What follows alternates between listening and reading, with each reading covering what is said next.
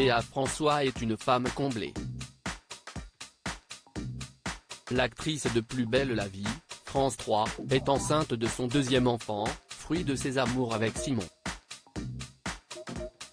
Un jeune homme qu'elle n'expose que peu sur les réseaux sociaux, comme l'a fait remarquer l'un de ses abonnés. La maman de Louison, 2 ans et demi, s'est donc exprimée sur le sujet en story Instagram, le 10 août 2022.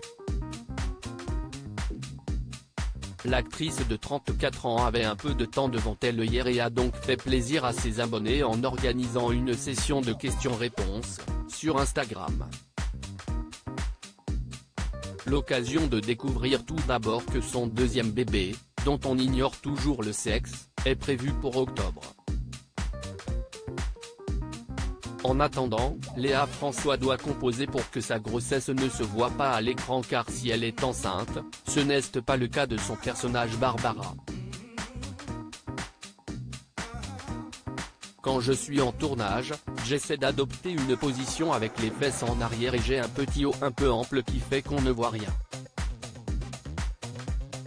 J'ai de l'entraînement, a-t-elle révélé.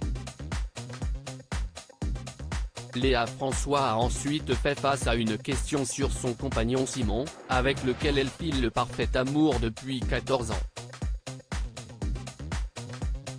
Un internaute a voulu savoir pour quelle raison elle le cachait. Elle a donc repartagé un montage photo sur lequel les amoureux apparaissent complices.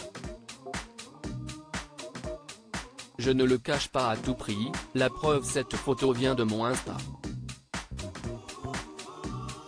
Mais je partage rarement des choses sur lui, si est-ce vrai. Il veut être discret et je respecte, a-t-elle également précisé.